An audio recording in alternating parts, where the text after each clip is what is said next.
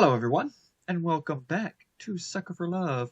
But this time, we're going on our second date. Unlike Sucker for Love first date, this is not a retelling of the original Sucker for Love. So this is going to be entirely new content. Let's do this.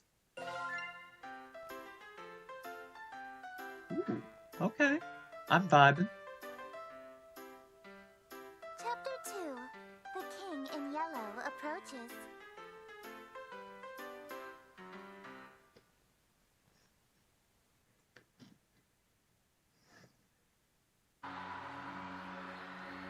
In a world terrorized by slavering shadows and tentacled nightmares, something as innocuous as an additional star in the night sky may be the most prophetic premonition of doom. For wherever the lurid gold light of the planet Carcosa shines, the long, wicked shadow of the King in Yellow is cast. Behind that mask lie echoes of decadence and disorder, masquerades of limitless cruelty and hideous laughter in equal parts. And of all the poor devils seduced by the lavish promises of the God King's court, the favored victims of the King's sadistic amusement are followers belonging to other deities. Huh? What? Where? Huh? Did I zone out? What was I doing? Damn, I'm having one hell of a brain fart. I can't remember for the life of me what I'm supposed to be doing. Everything feels so hazy. Was I going to work? I am standing outside after all.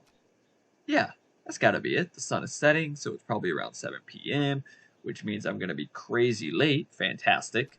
That's the beauty of working nights. I can't use the excuse that I overslept. Yeah, boss, I slept all day, sun up to sundown. That's why I'm 6 hours early for my shift.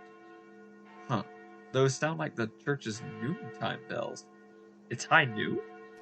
No, no way. They must be doing some special evening service or something. I can clearly see that it's golden hour right before sunset. I'll just have to ask someone for time on my way to work. If it's not too late and if I really hoof it, I'll just get chewed out instead of fired. I'll still have to deal with being sweaty, but I'll figure that out when I get there. Oh, someone's coming home. Perfect. Fingers crossed that I'm not absolutely screwed. Hey man, sorry to bother you. You wouldn't happen to have the time on you, would you? Hello? Hey? Is this guy ignoring me? Normally I'd say whatever and walk away, but he's unfortunately standing in the only stairway off this floor. The only way to exit this conversation is to shove past him, but this guy's giving me such weird vibes I don't want to go anywhere near him.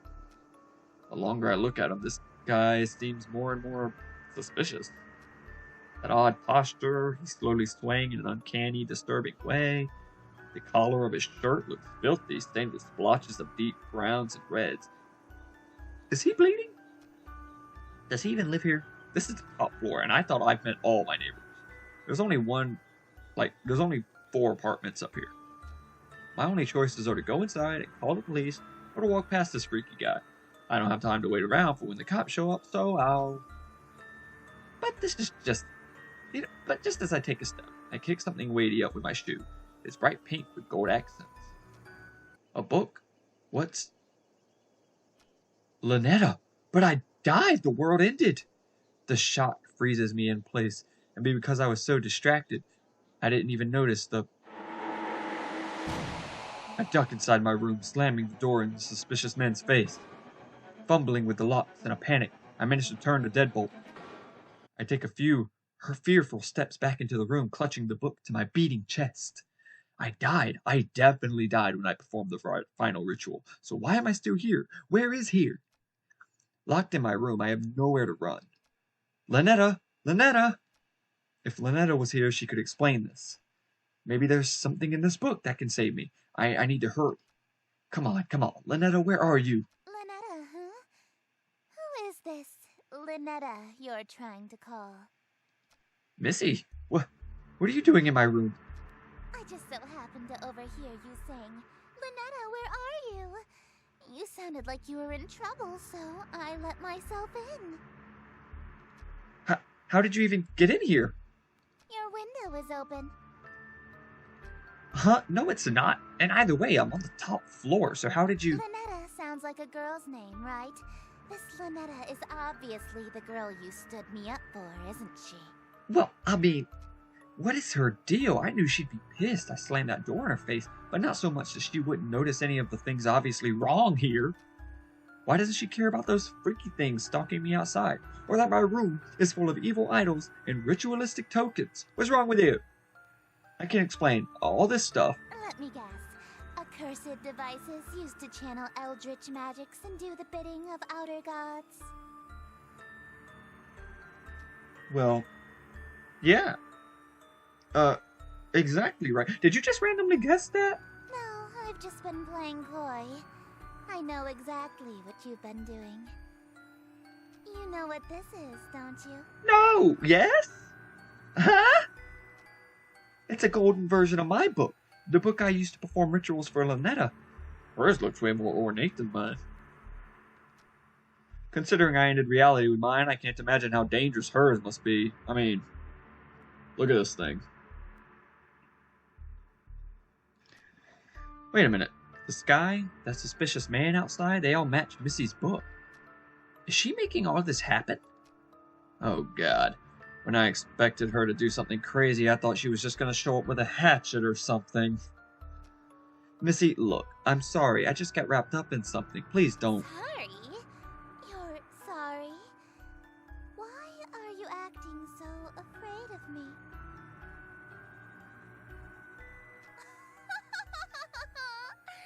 Could it be that you know what this book is capable of? I know all too well, but I also know that these incantations take at least 5 seconds to pronounce, and that's if she gets it right on the first try. Ha ha ha! So worst case, I have 5 seconds to stop her. If I dash for my ritual knife behind her, I might be able to kill her before she does something terrible to me. If I can distract her, I might be able to buy myself more time. Missy, look, I'll do whatever you want. Anything? I can be rather demanding. Name your price. So bold. In that case, I have 3 commands. Number 1, you'll address me as Your Highness from now on. So when I come home, it's welcome home, Your Highness. When she comes home, she wants to move in, but that means whatever. It's not like I'm going to have to actually follow through on these. At least one of us is about to die. As you wish, Your Highness. What else? Number 2, you'll quit your job so you can spend every waking moment catering to me, your one and only.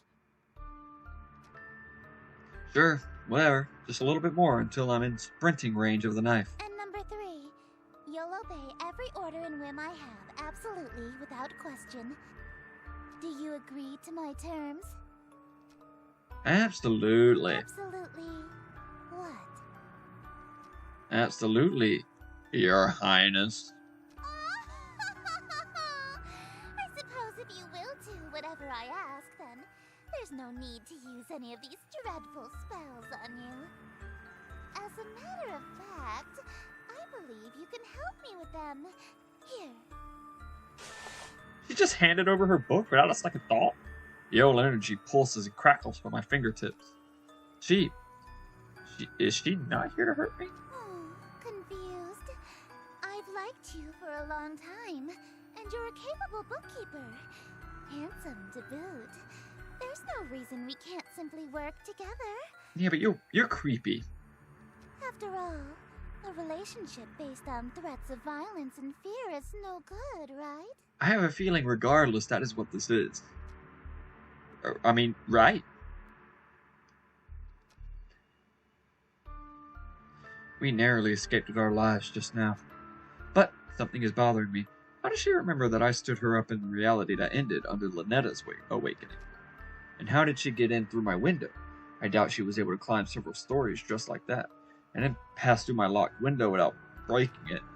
There's only one possible answer.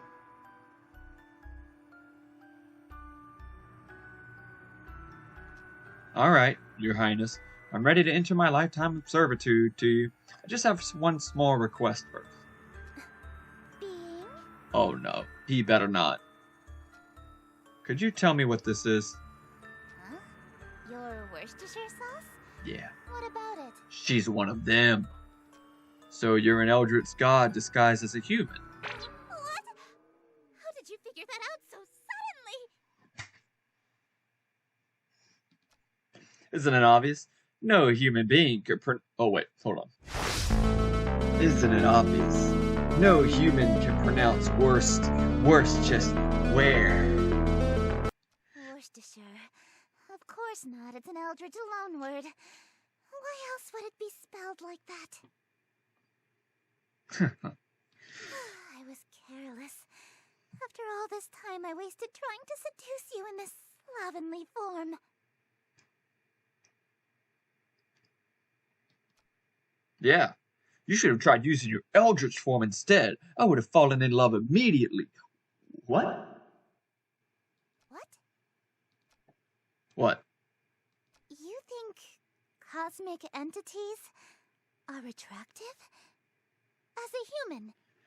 Did you not see the last episode? 3D women are fine, but fourth dimensional girls with non-Euclidean geometry are smoking hot. They've got curves I can literally get lost in. If I had known that you're attracted to my cosmic godhood, I would have just led with that. Allow me to properly introduce myself. I am Esther, King in Yellow, heiress to Carcosa. Charmed, I'm sure. She's gorgeous. A bona fide Eldritch King in my room. Oh man. All my fantasies of smooching an Eldritch horror are coming true. An Eldritch royalty to boot. The King in Yellow. Sounds familiar. Can't remember why. My memory of other existences kind of fuzzy. What do I remember? What I do remember is that her followers tend to be incredibly violent towards cultists loyal to other gods. Like Lynetta. Oh, shit. I kinda got swept up in the moment and almost forgot I already pledged my fealty to a different god. This reality or not. Ah, wait. I'm sorry. I'm already involved in another god. I'm following Lynetta. I know, so loyal, so faithful and devoted. That's why I want you to be my follower instead. That's not how it works. In exchange for serving me, I shall grant you anything you desire. Wealth, power, whatever that rotten witch Lynetta offered you, I can double it. I mean, she just... Wait, does that mean I get 2 smooches? She promised me a smooch. Then I shall... What? You handed over your reality to her? For a singular smooch? Are you mad? Yeah, mad with lust. You heard me. So you'll match her offer then? I suppose. If that's all you're selling the world for, then a smooch can be... arranged. Yes! No way. You promised to double it. That's 2 smooches. Ha ha! Now hold on a minute. Yes! 2 of them on the lips. Alright, very well. 2 smooches lip to lip. Satisfied? Yes! I just... Usually, Oh, my that's her. followers ask for inordinate wealth, unquestionable fame and influence, or some lavish indulgence. Nobody's ever dared to ask to kiss me before, so... She's blushing for real. You really want to smooch me? Oh yeah. Oh yeah. Oh yeah. Well, your terms are amenable. Suffice it to say, I'll expect you to perform your scenes flawlessly in exchange. Scenes?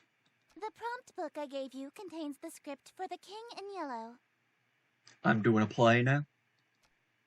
Huh? You mean the spell book that I was so afraid of? It's just a damn play? This thing is just a playbook? Where are all the power-invoking rituals? Rituals? Is this some sort of peasant joke that I'm too rich to understand? No, we aren't barbaric swamp folk casting hocus pocus in a cave. We have a little class. To invoke my power, my play must be performed perfectly. Perfectly? I don't always get these rituals, scenes right the first time. What happens if I botch my lines or set a scene wrong? Your performance will receive a scathing review in the Carcosan Times publication, and you'll also be killed. Yeah, I don't want to get bad reviews. You know it. Cool. I'm getting those smooches no matter what. Break a leg, dearest. I'll break those lips with mine.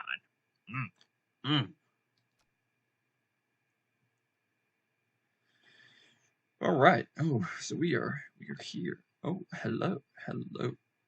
Oh, it looks like my window is just gonna be open. Looks like I got a new mask. Let's take a look at myself. Oh, I look fabulous. Let me wash up a little bit. There we go. Okay.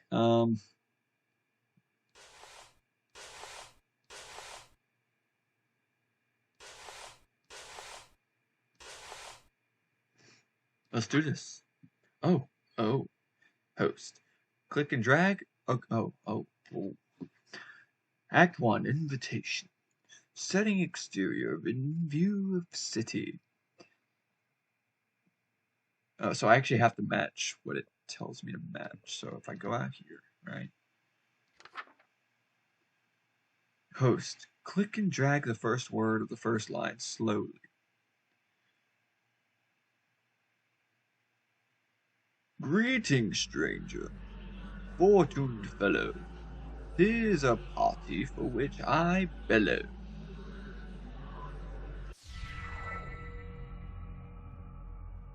Oh, wait, am I dearest now? I was darling, but now I'm dearest. I get it. Greetings, stranger, fortuned fellow. 'Tis a party for which I bellow. I invite the king in yellow, so come all ye in yetto. Wear thine mask upon you to my masquerade until he may come to lost yetto. Hope for us there may be still. Shadows lengthen, dim streets darken. To the curfew thou must hearken. Why so loudly dost thou bark in the dim city of Yatil? That was almost like a rap. Only much attention, quite unwholesome, you'll instill from the souls of poor Yatil. Why attract so much ill will? Okay, you got fire. I hear you.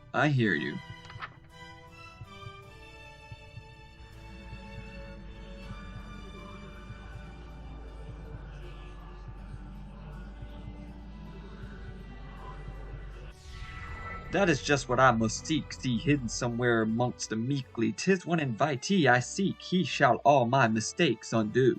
'Tis the king in yellow, whose great worth I shall accrue. When his shadow passes through, wealth will come to I and you. Lo, your plans shall surely languish, and this whole town will know anguish for the king is whom they say, which shall this city indeed smite. If he comes, Yatil and you and I will know his might. All be lost within a night. What reward is worth that price?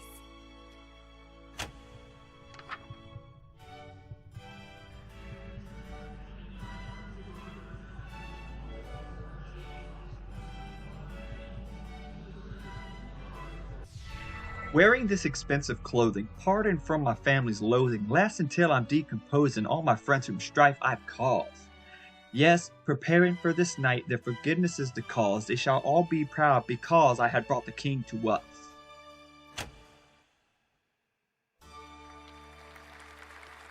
Thank you. Yes, thank you. Bravo! Simply splendid. I know. Well, thank you. That was actually pretty fun. I haven't gotten to flex my acting chops since high school. You're no stranger to the stage, I can tell. Oh, you know. Yeah, I was a theater kid. My school did Macbeth. A virtuoso of the bard, are we? If you've performed Shakespeare, then you must be an actor of sufficient ability to survive my play. Tell me, what role were you? The leading man, I presume. Oh yeah. I was tree number 4. The best tree. The most important tree. I wasn't aware that was a role. They made it just for me, because they had to have me in it. And I was too good for all the other roles. It's not. You weren't even the leading tree? No. Ha, don't worry. I was actually Macbeth. I thought you said you were a tree. Acting. Oh, you are good. It's called lying.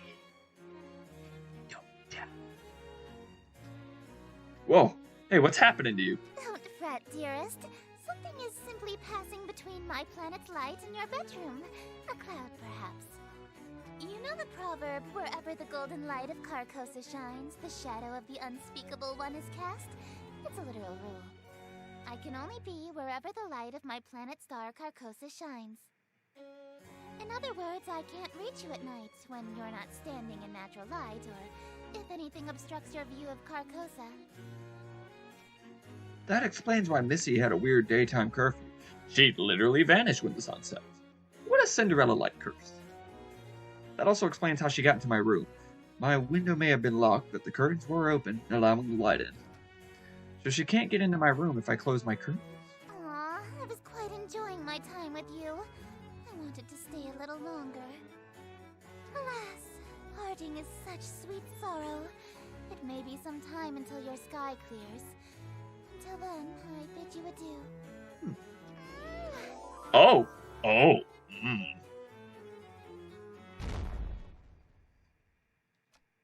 Well, looks like I have one hell of a choice to make. Lynetta hasn't been summoned yet, and his steer is stuck outside for the moment, so I have a moment to collect my thoughts. Between Lynetta and Estir, who do I want to smooch? Or maybe more accurately, who am I more afraid of? Do I stay with Lynetta, or do I follow Estir this time around? She is offering twice as many smooches after all. I need to make my choice. If I want to stay with Lynetta, then I should focus on casting spells from her book. If I want to smooch Estir, then I should open my window again when the clouds clear and use Estir's book. Esther?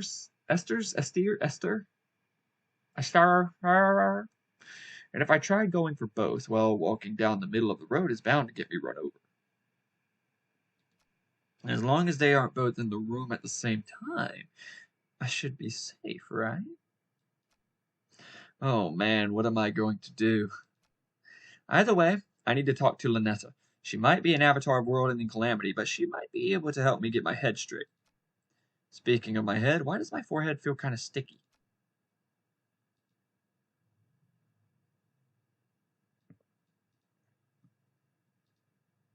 Stat. That is why. Let's wash that off. Oh! Ow. Ow, my hands. Very painful. Very painful. Not great. But that is all the time we have for today. Oh, Sucker for Love Second Date is going to be a magical ride. So, until the next video, I bid you adieu.